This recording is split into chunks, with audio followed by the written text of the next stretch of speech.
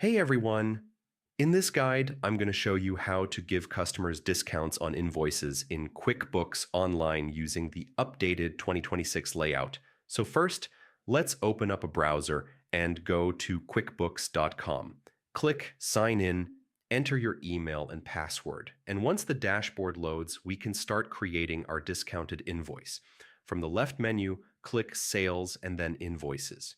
Choose Create Invoice, select your customer, and add your normal product or service lines. If you don't see the discount option yet, open the small invoice settings menu and switch on the discount feature.